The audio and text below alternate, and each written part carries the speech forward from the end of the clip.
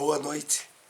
Novamente estamos dando início ao estudo do livro Sexualidade e Saúde Espiritual. Hoje iremos abordar o início de um capítulo, Sexualidade, Sexualismo e as Leis Divinas, o quarto capítulo do livro. Vamos fazer um breve comentário de uma mensagem do Espírito Emmanuel. Esse extraído do livro O Evangelho comentado por Emmanuel, Evangelho de João, capítulo 15, versículo 5. Se vamos ao bem, de vez que a vitória real é a vitória de todos, convictos de que não precisamos gastar as possibilidades da existência em expectativa e tensão. Porquanto, se estivermos em Cristo, tudo quanto de que necessitarmos será feito em nosso favor, no momento oportuno. Vamos aqui fazer alguns apontamentos para introduzir o nosso estudo. Emmanuel nos chama a uma reflexão muito importante, visando nos dar segurança no trabalho do bem, na vivência da caridade. Ele começa dizendo-nos: se vamos ao bem, de vez que a vitória real é a vitória de todos. Essa primeira afirmativa de Emmanuel diz respeito ao entendimento que passamos a ter das leis divinas, nas quais o objetivo maior de toda a criação de Deus, de todos nós, é a perfeição, é a felicidade, é a vitória em todos os sentidos. Mas, para que isso aconteça da forma mais exitosa possível, ele nos adverte, convictos de que não precisamos gastar as possibilidades da existência, não precisamos desperdiçar energias, forças em expectativa e tensão. Ele se refere a emoções de ansiedade ou de estresse, de tensão. E ele diz por quê? Porquanto, se estivermos em Cristo consciente disso, a consequência é tudo de quanto necessitarmos será feito em nosso favor. Temos convicção. Só que, no momento oportuno, o final desse parágrafo, nessa mensagem, é para sedimentar bem firme em nós a certeza de que, mesmo diante de vicissitudes, de desequilíbrios, de doenças, de problemas, mantenhamos acesa a convicção da diretriz das leis divinas, que sempre nos encaminharão para o melhor êxito possível, no tempo oportuno, no tempo certo. Vamos então para o estudo dessa noite: sexualidade, sexualismo e as leis divinas.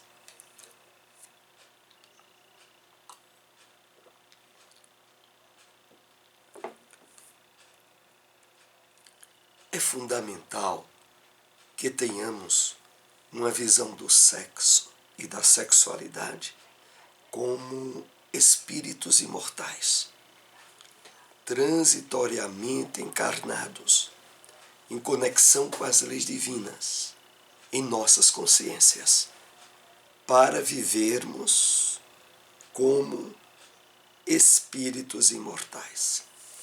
Vamos aqui fazer alguma reflexão em cima desse parágrafo inicial, que é do capítulo 4 do livro.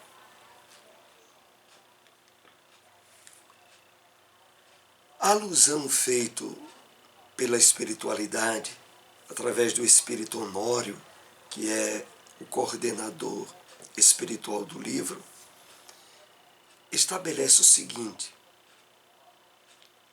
face os grandes desequilíbrios, desenganos, conflitos do nosso passado, sobretudo na área da sexualidade, para que na presente experiência encarnatória tenhamos sucesso no trabalho dos objetivos espirituais que nos trazem a presente encarnação, é imprescindível que tenhamos uma visão do sexo e da sexualidade como espíritos imortais.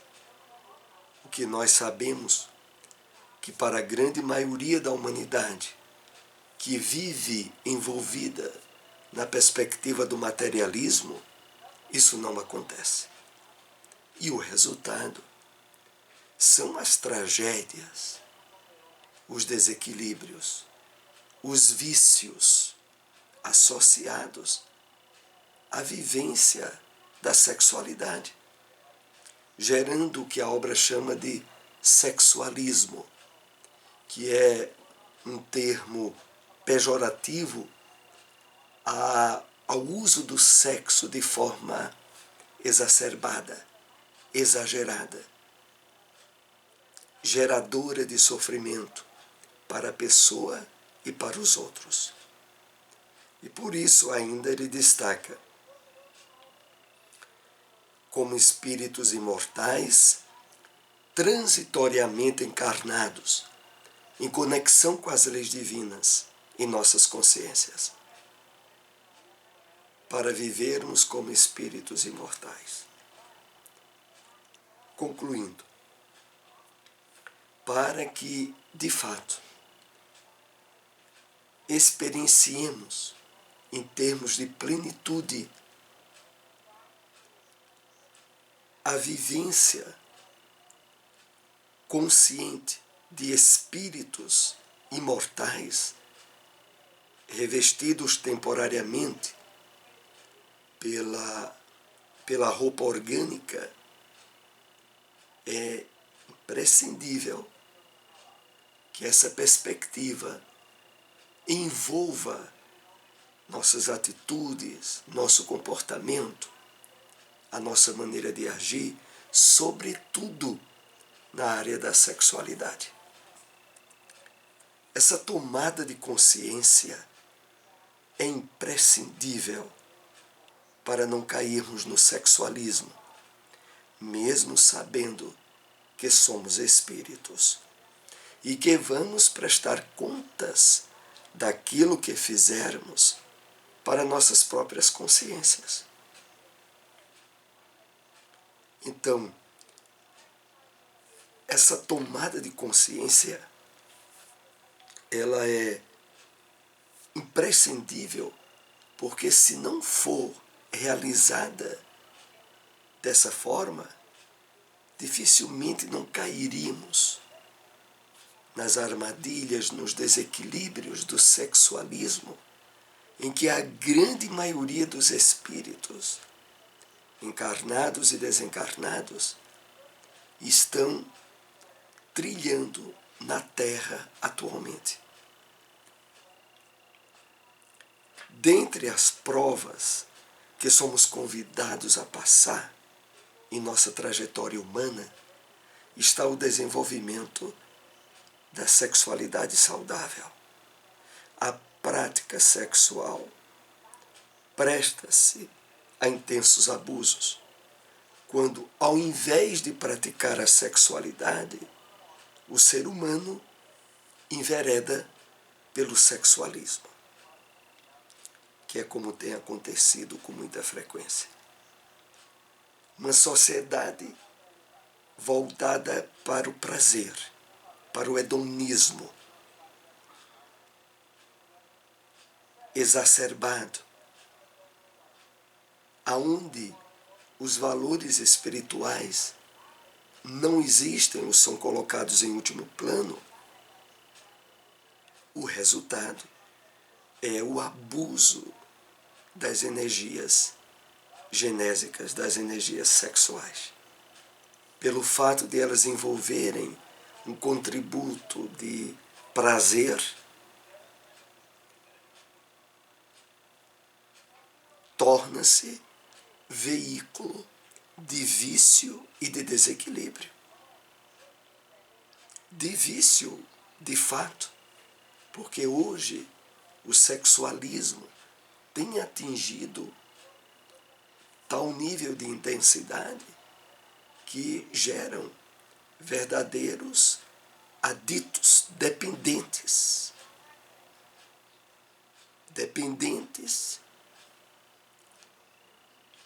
da vivência sexual abusiva e irresponsável, sob vários aspectos que nós iremos ver nesse estudo de hoje.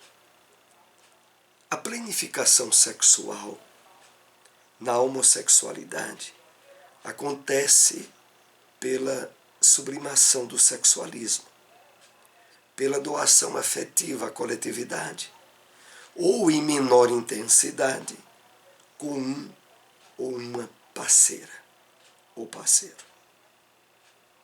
Então, esse livro Sexualidade e Saúde Espiritual, ao longo de diversos capítulos, coloca observações, comentários em torno,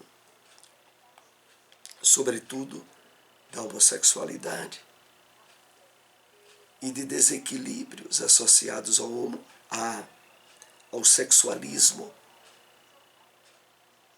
porque isso não envolve só a homossexualidade, envolve também a heterossexualidade. Um grande número de pessoas que vivem relações sexuais irresponsáveis, com diversidade de parceiros, na heterossexualidade, que se torna heterossexualismo, também estão atropelando essas energias e estabelecendo vícios e dependências prejudiciais à saúde orgânica, inclusive. Mas aqui o foco, a princípio, é direcionado à planificação sexual do homossexualismo. A obra indica como sendo ideal o direcionamento das energias para a doação afetiva à coletividade, em trabalhos associados à ciência, à arte, à criatividade.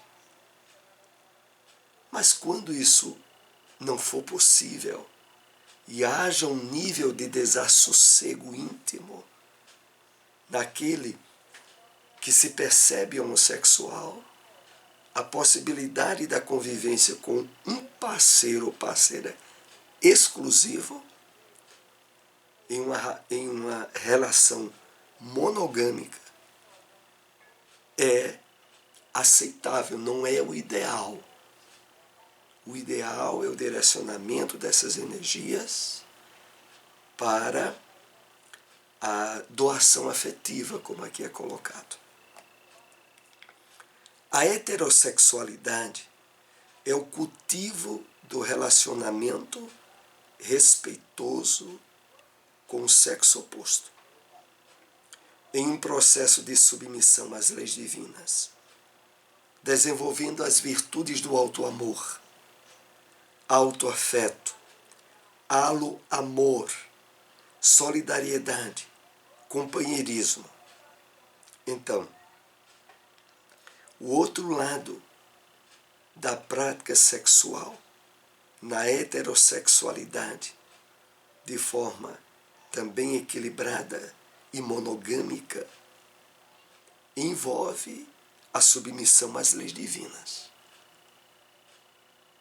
E quando isso se dá, há também a fomentação das virtudes do auto-amor, do auto-afeto, do amor de uma forma mais ampla, do halo-amor, da solidariedade e do companheirismo. Na verdade, as energias genésicas, elas são energias profundamente associadas à criatividade, ao bem-estar, ao equilíbrio orgânico, inclusive, quando utilizadas de forma equilibrada. Praticando o dever consciencial de agirmos em conformidade com a lei de amor, justiça e caridade. E não de forma egóica, à cata de prazeres egóicos efêmeros, em detrimento dos prazeres essenciais, o espírito fica em paz com a sua consciência. Então, independente da característica dessas energias em nós, a utilização delas de conformidade com a lei de amor, justiça e caridade é que vai possibilitar ao espírito um nível de bem-estar e de paz íntima que é o corolário da paz de consciência, um nível mais elevado. Jesus nos convida a iniciarmos a jornada da renúncia consciencial, saindo do apego à personalidade egoísta e egocêntrica, geradora do personalismo, para buscar o encontro com Ele, pelo processo da individuação. Aqui tem um ponto importante para refletirmos.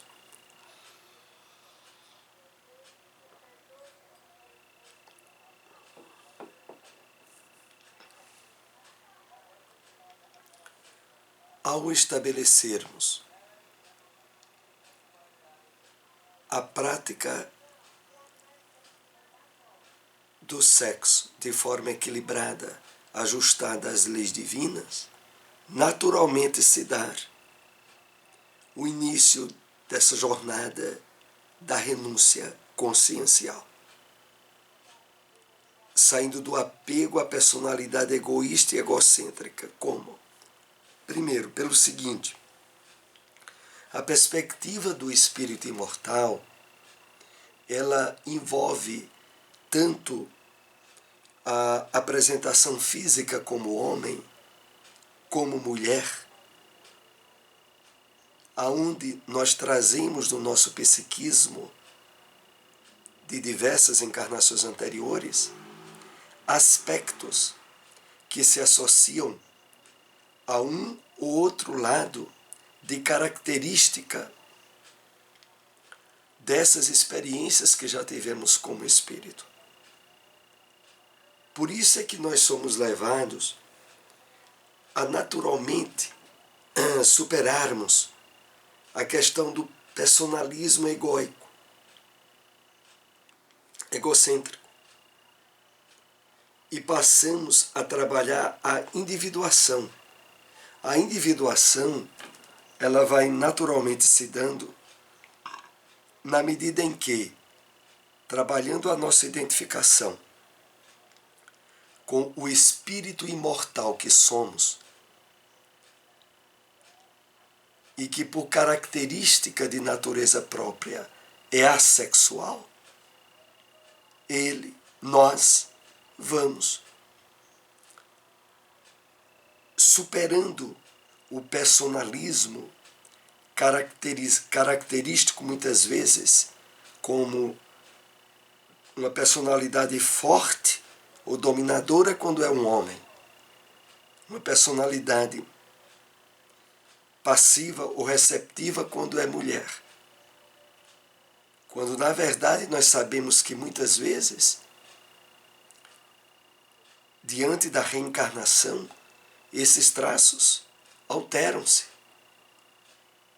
Mas tudo isso visa a que não nos prendamos ao aspecto da personalidade em si. Porque a personalidade com que nos apresentamos no mundo também é transitória. O que fica ao longo da nossa caminhada evolutiva é o processo de individuação, de características particulares que o nosso espírito vai juntando ao longo de experiências encarnatórias, quer como homem, quer como mulher.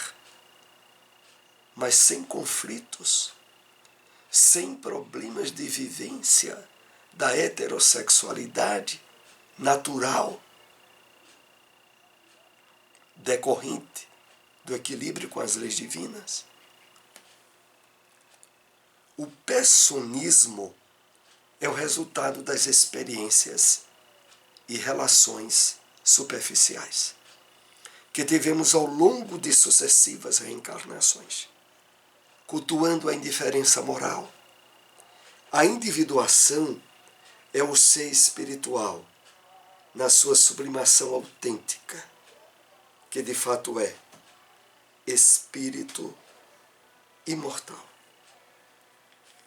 Então, nesse ponto do capítulo, nós vamos sendo direcionados a trabalhar reflexões em torno da construção e percepção dessa nossa individuação como ser espiritual,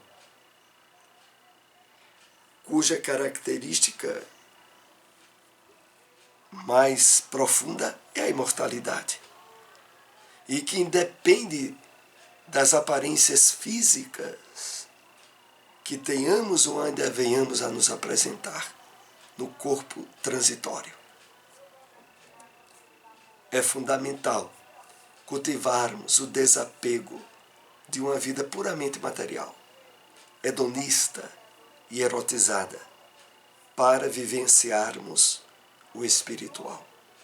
O que não significa desprezo e abandono pela vida do mundo, mas a valorização das questões espirituais. Então, é fundamental cultivarmos o desapego de uma vida puramente material. Hedonista e erotizada. Aliás, se não fizermos, invariavelmente cairemos vítimas das armadilhas do sensualismo, do sexualismo, da exacerbação das energias genésicas, pela busca desenfreada e irresponsável do prazer sensorial. Mas aqui é importante quando é ressaltado, para vivenciarmos o espiritual, o que não significa desprezo e abandono pela vida do mundo, de forma nenhuma. O que, na verdade, se objetiva nessa proposta é vivermos ao máximo a experiência humana de forma equilibrada, ajustada, em harmonia com as leis divinas, habilitando-nos assim a possibilidades de plenitude e de felicidade íntima que de outro modo não conseguiríamos. É necessário renunciar às questões puramente mundanas, estando no mundo sem ser do mundo. O sentido da vida está em tomar consciência de que este mundo é transitório e das leis divinas íncitas em si, tornando-se aprendiz de Jesus. Então, esses dois pontos finais que encerram o nosso estudo dessa noite. O primeiro deles, o sentido da vida é tomar consciência de que este mundo é transitório. É um mundo, é uma oficina de experiências ao qual temporariamente estamos alojados. Esse é um ponto. O segundo ponto, a consciência das leis divinas dentro de nós mesmos, íncitas em nós, e que nos tornam aprendizes de Jesus quando nos abrimos à harmonia com essas leis. O objetivo maior da nossa caminhada evolutiva. Agradecemos a todos que nos acompanharam nessas reflexões. Se possível, compartilhem essas informações. Vídeos anteriores se encontram no nosso canal no YouTube, abrangendo esses temas tratados neste livro. Uma boa noite a todos.